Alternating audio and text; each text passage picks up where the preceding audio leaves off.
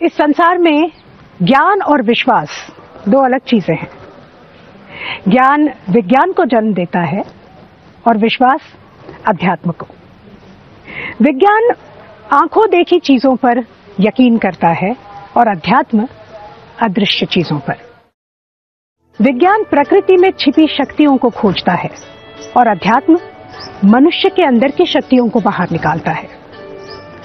दोनों मान्यताओं के दो विपरीत किनारों पर है, लेकिन भारत इतना अद्भुत देश है कि हमारे यहाँ के वैज्ञानिक अध्यात्म की शक्ति को ही परम शक्ति मानते हैं। रामानुजन कट्टर आस्तिक थे। उनके लिए गणित ही ईश्वर को पाने का एकमेव रास्ता था। रॉकेट लॉन्च के पहले हमारे रॉकेट साइंटिस्ट नारियल फोड़ते हैं।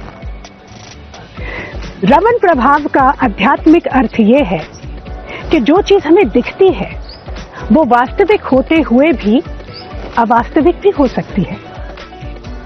जगन्नाथ मंदिर का ध्वज हमेशा हवा से विपरीत दिशा में उड़ता है और उसके गुंबद की परछाई नहीं पड़ती। सारे भारतीय वैज्ञानिक ने इस चमत्कार के आगे हाथ जोड़े हैं। विनोबा भावे जी ने कहा था कि धर्म और राजनीति का युग बीत गया और उसकी जगह अध्यात्म और विज्ञान ने ली है। तो क्या इस युग में भी विज्ञान और अध्यात्म एक दूसरे के शत्रु ही बने रहेंगे या एक दूसरे के पूरक बनेंगे?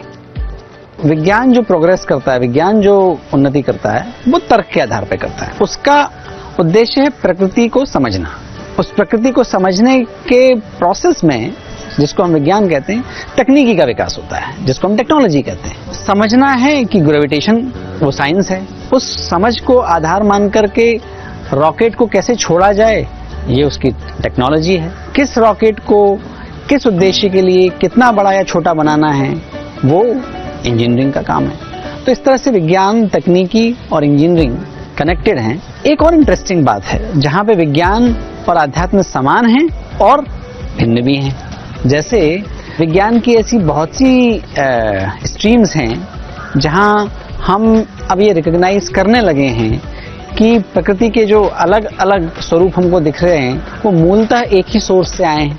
सस्टेनेबिलिटी, जैसे जीवन के अलग अलग क्षेत्र या अलग अलग जीव जंतु, पशु पक्षी, पौधे, ये वातावरण, ये सब मिलकर के एक इकोसिस्टम बनाता है। सबका एक पूरा महत्वपूर्ण योगदान है इस प्रकृति पर, इस पृथ्वी पर जीवन को बनाए रखने में।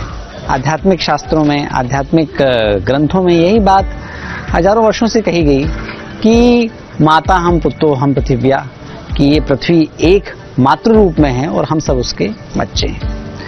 पर भिन्नता कहाँ आ जाती है? भिन्नता वहाँ है कि विज्ञान ने इसको समझ लिया, लेकिन अनुभव से कैसे समझ में आता है? We know we are connected, but we don't act as if we are connected. वो कैसे अनुभव हो और उस अनुभव को करने की जो तकनीकी है वो आध्यात्म का क्षेत्र है। बौद्ध परंपरा में एक कॉन्सेप्ट है प्रतीत्य समुपद्यता। समुपद्यता मतलब कांस्टेंट कोअराइजिंग। बहुत सिंपल टर्म में कहेंगे, this is because that is. ये सूर्य है तो ये वृक्ष हैं, ये वृक्ष है तो हम हैं तो ये समाज है। और यही बात हम सिस्टम्स थिंकिंग में, जो बर्टन फ्लाई ने 1947 में और चर्चमैन ने 67 में, और वहाँ से जब उनकी पूरे सिस्टम्स थिंकिंग और सिस्टम्स अप्रोच डेवलप हुआ, उन्होंने भी लगभग यही बातें कही। हमारे पूरे बात का ये निष्कर्ष हो सकता है। नाइट विजन कैमरास सिक्योरिटी और मिलिट्री की एक अहम कड़ी है जो हम अभी तक आयात करते आ रहे हैं, लेकिन पहली बार आईआईटी बॉम्बे के साइंटिस्ट्स ने ये तकनीक यहीं पर विकसित की है। आइए चलते हैं और देखते हैं कि ये तकनीक किस तरह से भारत को सशक्त कर रही है। हम लोग काम कर रहे हैं थर्मल इमेजर के ऊपर, जो कि रात के टाइम जो कुछ भी नहीं दिखता है उसके टाइम हम इमेज कर सकते हैं। और उसका बहुत सारे एप्लीकेशन होता है, जैसा नाइट विजन, जैसा सर्वेलेंस जैसा, वो मेडिकल भी बहुत सारे एप्लीकेशन आ जाता है। और ये नॉर्मली जो हम टेक्नोलॉजी यूज़ करते हैं इसको बोलते हैं क्वांटम डॉट टेक्नोलॉजी। ये क्वांटम डॉट के सहारे हम जो बॉडी का जो हीट है वो ट्रैप करते हैं, वो सेंस करते हैं, वो सेंस करके वो उसको इमेज प्रोसेसिंग करके हम फाइनल इमेज निकालते हैं। तो ये हमारा यहाँ IIT बॉम्बे में पहले बार डेवलप हुआ है। एंड ये अगर हम डेवलप कर सकते हैं, पूरा सेंसर एरे के बाद प्रोडक्ट डेवलप कर सकते हैं, तो देश के लिए भी बहुत सारा उपकारी होगा, क्योंकि देश में ज़्यादातर ये इंपोर्ट होता है। कैमरा का हार्ट है, जो मेन पार्ट है वो है सेंसर। तो आप जब बाहर से खरीदेंगे वो कभी भी आपको थर्ड जनरेशन नहीं देंगे, एडवांस टेक्नोलॉजी नहीं देंगे। तो ये खाली आपको देंगे फर्स्ट जनरेशन, जो कि 2-3 जनरेशन पीछे है। तो अगर वो एडवांस्ड अच्छा इमेज चाहिए, अच्छा सर्वेलेंस चाहिए, उसके लिए एडवांस टेक्नोलॉजी भी चाहिए। वो आपसे बाहर से आपको नहीं मिलेगा, वो हमको इंडिजिनसली डेवलप करना पड़ेगा। उसी लिए हम IIT बॉम्बे में ये चालू किया कि ये जो टेक्नोलॉजी हम पूरा के पूरा देश में ही स्टार्टिंग फ्रॉम वेफर लेवल से चालू होकर एकदम कंप्लीट सिस्टम तक हम इंडिया को दे सकेंगे। तो यही हमारा कोशिश है। Foreign exchange saving in major amounts होगा अगर हम ये थर्मल इमेजिंग टेक्नोलॉजी डेवलप कर सकेंगे indigenously, under the made in India या मेक इन इंडिया, जो भी बोलिए, ये कर सकेंगे। तो इंडियन सिक्योरिटी जैसा समझिए, हमारा जो R&D सपोर्ट आता है मेनली फ्रॉम DRDO या स्पेस से आता है, इसरो से। तो ये एप्लीकेशन आप बॉर्डर में अगर जाएंगे 5 किलोमीटर 10 किलोमीटर तक आप पूरा के पूरा देख सकेंगे क्या वहाँ से कोई आ रहे हैं, कहाँ से कहाँ मूवमेंट हो रहा है। तो ये सब चीज़, मिसाइल आ रहे हैं, ह्यूमन आ रहे हैं, ये पूरा के पूरा ट्रैक कर सकेंगे आप। This is a very high technology development जिसने हम किया है। तो इससे ये प्रूफ होता है कि हम कर सकते हैं इंडिया में। क्या आप जानते हैं कि हमने श्रीनिवास रामानुजन को क्यों खोया? टीबी, ट्यूबरक्यूलोसिस की वजह से। तब ये रोग लाइलाज था। 1949 में हमने इस रोग के इलाज की खोज की और तब से हम सफलतापूर्वक इस रोग के खिलाफ लड़ते आ रहे हैं। लेकिन पिछले कुछ सालों से ये असफल हो रहा है। TDR-TB मतलब टोटल ड्रग रेजिस्टेंट ट्यूबरक्यूलोसिस, जिस पर कोई भी दवाई काम नहीं करती, आज एक बहुत बड़ी समस्या बन चुका है। लेकिन हमारे 2 प्रतिभावान साइंटिस्ट ने ये ठान ली है कि इस रोग को वो जड़ से उखाड़ फेंकेंगे। मिलते हैं 2 दूरंदेशी वैज्ञानिकों से, JNU के प्रोफेसर गोवर्धन दास और डॉक्टर आनंद रंगनाथन से। टीबी एक ऐसा बैक्टीरिया है, मिलियंस ऑफ ईयर्स से, करोड़ों साल से हमारे साथ सिम्बायोसिस में एक्चुअली आगे बढ़ा है। तो जब हमने 20-30 साल तक इस पे रिसर्च नहीं करी, तो ये रेजिस्टेंस, ड्रग रेजिस्टेंस के चक्कर में ये वापस उभर के आया। और जब HIV की 1980s में बीमारी शुरू हुई, तो उसके साथ जो HIV से लोग जो मरते थे, मृत्यु होती थी, उनकी टीबी से होती थी, HIV से नहीं होती थी। क्योंकि ये अंदर वेट करता है, इंतजार करता है, जब इम्यूनिटी आदमी की खत्म होती है तब ये उभर के आता है। हमने सोचा कि ट्यूबरक्यूलोसिस के प्रोटीन्स को अटैक करने के बजाय क्यों ना हम ह्यूमन के प्रोटीन्स को अटैक करें, वो ऐसे प्रोटीन्स जो कि ट्यूबरक्यूलोसिस की मदद करते हैं इन्फेक्शन के लिए। ऐसे मतलब क्योंकि सिम्बायोसिस में जिए हैं दोनों, ट्यूबरक्यूलोसिस और ह्यूमंस, तो मिलियंस ऑफ ईयर से ट्यूबरक्यूलोसिस ने ऐसे ह्यूमन प्रोटीन्स निकाल लिए हैं जो कि इसकी मदद करें अंदर इन्फेक्शन के लिए। तो हमने उसको जब इनएक्टिवेट किया मेरे स्टूडेंट्स ने, तो वो पाया कि 70 to 80% तक इन्फेक्शन ट्यूबरक्यूलोसिस की ब्लॉक हो रही है। हम सोचते हैं कि कहते हैं India is a resource for the natural compound, natural therapy. तो हम लोगों ने शुरू किया देखना कोई नेचुरल कंपाउंड ऐसा है क्या जिसमें हम लोग इसको मार सकते हैं। तो लेकिन वो स्टेम सेल में तो वो काम करेगा नहीं। तो हम लोग ऐसा मॉलिक्यूल ढूंढ रहे, ऐसा कंपाउंड ढूंढ रहे जो स्टेम सेल खुद ही उनको मारे। अच्छा। तो उसके साथ जो एंटीबायोटिक्स, थोड़ा सा एंटीबायोटिक्स और इसके साथ आप जब कंबाइन करेंगे तो आपको 6 महीने से हम लोग रिड्यूस करके 3 हफ्ता में ट्रीट करेंगे। जब 3 हफ्ता में ट्रीट करेंगे तो एंटीबायोटिक रेजिस्टेंस होने का चांस कम हो जाएगा। तो और क्या कहता है, आपको 6 महीने तक दवाई खाना नहीं पड़ेगा। और ये जो दवाई है, ये कॉस्ट इज मेजर इशू। और ये जो दवाई है, सो मच ऑफ कहता है साइड इफेक्ट बहुत ज्यादा है जी। वो साइड इफेक्ट भी कम हो जाएगा। पेशेंट को भी नहीं लगेगा भैया 6 महीने में दवाई खा रहा हूँ। तो ये सारे लेके हम लोग काम कर रहे हैं। तो ये नेचुरल जो इंडियन हमारे हाउस होल्ड में मिलते हैं वो उन इंग्रेडिएंट्स के साथ आप काम कर रहे हैं? आपको बता दो, जस्ट कुछ दिन पहले हम लोग पब्लिश किए हैं जो एक विष्णु का पेड़ है, उसको शॉल बोलते हैं हम लोग, उसमें से एक इंग्रेडिएंट है, उनको हम लोग वर्जिनिन बोलते हैं। ये बहुत अच्छा काम करता है। आपका किचन में शायद ये आपका थेरेपी पड़ा हुआ है, हम लोग पता ही नहीं है। तो हम लोग रिसेंटली हम लोग जो हल्दी है ना, हल्दी का कंपाउंड को ऐसे ये हम लोग बनाए जैसे उसका ट्रीटमेंट भी हो सकता है। वाओ। तो ओनली हल्दी, लेकिन मैं ये भी आपको बताऊं ओनली हल्दी से होगा नहीं। हाँ, मतलब ऐसे नहीं कि ट्यूबरकुलोसिस हो गया तो हल्दी खाया होगी, ऐसा नहीं होगा। लेकिन उसके लिए देयर इज ए प्रोसेस, उसके साथ और कंपाउंड मिलाना पड़ेगा सो दैट इनको हम लोग थेरेपी कर पाए। तो हम लोग का द नेचुरल रिसोर्स जो है हम लोग का किचन में जो है, हम लोग का इंडिया इतना रिसोर्स है, उसमें से आप कंपाउंड निकालेंगे तो द ड्रग रेजिस्टेंट जिसमें उसमें ऑलरेडी रेजिस्टेंट होगा उसमें भी कम करेगा। That is what exactly we are doing. But this is an amazing thing. मतलब अगर 6 महीने की ट्रीटमेंट अगर 3 हफ्ते में आ जाती है तो मतलब मेरे ख्याल से इंडियंस के लिए इससे बड़ी और मतलब गिफ्ट कोई नहीं हो सकता।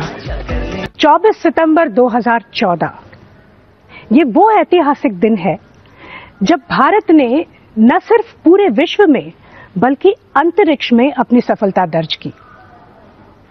इसी दिन को भारत के मंगलयान ने मंगल ग्रह की परिक्रमा शुरू कर दी और हमारा अपना इसरो दुनिया का एकमात्र ऐसा स्पेस रिसर्च ऑर्गेनाइजेशन बन गया जो अपनी पहली कोशिश में ही मंगल ग्रह पर जाने में कामयाब हो गया। कितने गर्व की बात है। वैसे इसरो की कहानी भी कमाल की है। डॉक्टर विक्रम साराभाई, जिन्हें हम father of Indian space research programme कहते हैं, वो इसरो के लिए एक ऐसी जगह ढूंढ रहे थे जो मैग्नेटिक एक्सिस पे हो। आखिरकार वो जगह उन्हें मिली तिरुवनंतपुरम के पास थुम्बा गांव में। वहीं पर एक चर्च था। खैर डॉक्टर साराभाई उस चर्च के फादर के पास पहुंचे। उन्होंने सारी बातें उनको बताई कि किस तरह से वो चर्च बेहद जरूरी है इंडियन स्पेस प्रोग्राम के लिए। फादर ने उन्हें संडे मास में बुलाया। जब वो वहां पहुंचे तो उस संडे मास में उस चर्च के फादर ने और वहां जमे हुए सारे लोगों ने मिलकर ये फैसला किया कि इस चर्च को देश के नाम समर्पित करना ही चाहिए। और इस तरह जन्म हुआ इसरो का। और क्या आपको पता है कि इसरो का पहला रॉकेट जब लॉन्च साइट पे पहुंच रहा था तो वो कैसे आया था? साइकिल पर और बैलगाड़ी पे सवार होके। अंतरिक्ष विज्ञान पर व्यवस्थित रूप से काम करने के लिए 1963 में इंडियन स्पेस रिसर्च ऑर्गेनाइजेशन का गठन किया गया। इसरो के प्रयास की वजह से ही 1979 में भारत का पहला सैटेलाइट अंतरिक्ष यान के जरिए स्पेस में छोड़ा गया। इसके बाद तो इसरो ने अंतरिक्ष में सैटेलाइट भेजने की कतार लगा दी। आज इसरो की अनगिनत उपलब्धियां हैं। न सिर्फ अंतरिक्ष में होने वाली घटनाएं बल्कि पृथ्वी पर होने वाले परिवर्तन, मौसम की जानकारी, इंटरनेट, फोन, दूरसंचार, वैज्ञानिक प्रयोग जैसे क्षेत्रों में सैटेलाइट्स हमारी सहायता करते हैं। साथ ही इसरो का एक बहुत बड़ा सामाजिक योगदान है। साइंस, टेक्नोलॉजी, इंजीनियरिंग और मैथमेटिक्स पुरुष प्रधान क्षेत्र माने जाते थे। इसरो ने इस मान्यता को पूरी तरह से तोड़ दिया। मंगलयान अभियान में हमारी महिला रॉकेट साइंटिस्ट्स ने एक अग्रणी भूमिका निभाई थी। अंग्रेजी में एक कहावत है कि an apple is not an apple until you see it, you feel it and you taste it. इसी सिद्धांत को आगे बढ़ाते हुए पुणे की आयुका इंस्टीट्यूट, जहां मैं इस वक्त हूं, इन्होंने छोटे बच्चों के लिए एक बहुत ही अच्छा प्रोग्राम शुरू किया है। India has started collaborating with the rest of the world in the Bharat अब विश्व के बड़े वैज्ञानिक प्रोजेक्ट्स में दूसरे देशों के साथ काम कर रहा है, क्योंकि अब विज्ञान के हर क्षेत्र में हम बड़ी से बड़ी समस्याओं को हल कर सकते हैं, चाहे वो बीमारियों का इलाज हो या अंतरिक्ष के रहस्य हो, जैसे कि हम कहां से आए हैं, ये ब्रह्मांड कब से अस्तित्व में है, ये सितारे और आकाश गंगा क्या है, इन सारे सवालों का जवाब ढूंढने के लिए विश्व के देशों को मिलकर काम करना जरूरी है। तो भारत ने पहले तो सब देशों के साथ काम करना शुरू किया, लेकिन अब हम अग्रणी बनकर उभर रहे हैं। अंतरिक्ष विज्ञान के क्षेत्र में आयुका इसरो के साथ काम कर रहा है। हमने 3 साल पहले एस्ट्रोसैट मतलब एस्ट्रोनॉमिकल सैटेलाइट लॉन्च किया था, जिसमें 5 टेलीस्कोप्स थे। एस्ट्रोसैट आज अंतरिक्ष की अल्ट्रावायलेट और एक्सरे एस्ट्रोनॉमी में विश्व लीडर बन गया है। इसका बड़ा हिस्सा आयुका से नियंत्रित होता है और जो जानकारी इस सैटेलाइट के जरिए मिलती है उसका हम संकलन करते हैं, ताकि यूनिवर्सिटीज और विद्यार्थी यहां आकर उसके साथ काम कर सकें और उसका उपयोग कर सकें। So that's a wonderful thing, and as this has worked very well, AstroSat अब 4000 लोग इस्तेमाल कर रहे हैं, जिनमें से आधे से कम भारतीय हैं, बाकी सारे दूसरे देशों से हैं। आज विश्व भर से वैज्ञानिक आकर हमारे उपकरण इस्तेमाल करते हैं और अपने विद्यार्थियों को यहां भेजते हैं, ताकि वो भारत में और भारतीय उपकरणों के साथ काम कर सकें। विश्व के सबसे बड़े टेलीस्कोप्स आज हवाई, चिली, ऑस्ट्रेलिया में लगे हुए हैं। इनके शीशे 8 से 10 मीटर के होते हैं, लेकिन जो अगली पीढ़ी के टेलीस्कोप्स हैं वो होंगे 30 मीटर के और 2029 से 2030 तक ये उपयोग में लाए जाएंगे। इसका निर्माण अब शुरू हो गया है और भारत चाइना, जापान, कनाडा और यूएस के साथ मिलकर इसके निर्माण में जुटा है। ये जो 30 मीटर का शीशा है वो 492 शीशों से बना होगा। ये शीशे चाइना और जापान में बनाए जाएंगे और इनकी पॉलिशिंग और कॉन्फ़िगरेशन भारत करेगा। इनमें से हर एक शीशा अपने आप में हरकत कर सकता है और इनकी निचली सतह और इनको चलाने का मैकेनिज्म भारत में बनाया जा रहा है। भारतीय कंपनियां इसका प्रोटोटाइप बना रही हैं। उन्होंने पहले ऐसा कभी नहीं किया है, लेकिन हम उन्हें चुनौती दे रहे हैं इन नई तकनीकों को बनाने की।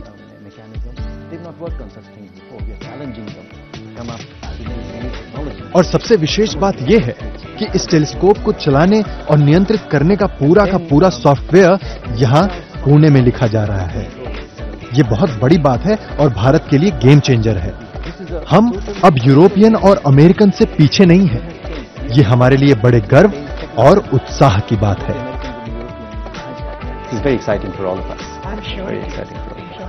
आयुका में स्कूल के बच्चों को हर हफ्ते प्रैक्टिकल साइंस से परिचित करवाया जाता है, ताकि उनकी वैज्ञानिक सोच का विकास बचपन से ही हो। आइए मिलते हैं ऐसी ही कुछ साइंटिफिक सोच रखने वाले बच्चों से। मेरी रुचि बॉटनी में है, बायोलॉजी सेक्टर में, और मुझे हमारे देश में जो एग्रीकल्चर है उसको बेस्ट बनाना है, ताकि हम पूरे वर्ल्ड को हमारे एग्रीकल्चरल प्रोडक्ट सप्लाई कर सकें। मेरी भी यही इच्छा है कि मैं विदेश में एजुकेशन लूं और उसका सारा जो यूज है वो मैं हमारे इंडियन फार्मर्स के लिए और उनके एग्रीकल्चर को बेस्ट बनाने के लिए करूं। मुझे मेडिकल फील्ड में रुचि है, so I want India that it should be medically full fledged. Nuclear है ना, कभी भी अच्छा नहीं होता, पर अगर किसी ने आपके ऊपर हमला किया है तो वो डिफेंस अच्छा होना चाहिए। आई थिंक इंडिया के लोग इंडिया में काम करके नोबेल प्राइज जीत सकते हैं and it would become a proud moment for India definitely. India के खुद 4 टेलीस्कोप्स ऐसे हो जाएंगे जो इन सन को देखेगी, स्टार को देखेगी, और एक उसमें से स्पेस में होगा। स्पेस मतलब L1 पॉइंट पे। L1 पॉइंट इज यहाँ से करीब 1.5 मिलियन किलोमीटर दूर है। वाओ। और वहाँ से वो सन को 24/7 देख सकती है। मतलब रात नहीं होगी? नहीं, कभी रात नहीं होगी, 24 घंटे हम देख सकते हैं। भारत आज तकनीकी विकास में ग्लोबल लीडर बनने के लिए प्रयासरत है। न्यूक्लियर एनर्जी में हमने महत्वपूर्ण विकास किया है। नैनो टेक्नोलॉजी हमारी दवाइयों की इंडस्ट्री का स्वरूप बदल रही है। 2022 तक इसरो मानवीय यान अंतरिक्ष में भेजने वाला है। शायद इन्हीं सब उपलब्धियों का नतीजा है कि पिछले 5 साल में हमारे 3 गुना साइंटिस्ट्स वापस देश लौट रहे हैं अपने अनुसंधान के लिए। अब आप मुझे बताइए कि भारत को साइंस और टेक्नोलॉजी की शक्ति बनने से कौन रोक सकता है? तो ये थी भारत में साइंस और टेक्नोलॉजी की बात। आपकी बात, मेरी बात, हम सब की बात, भारत की बात, भारत की बात।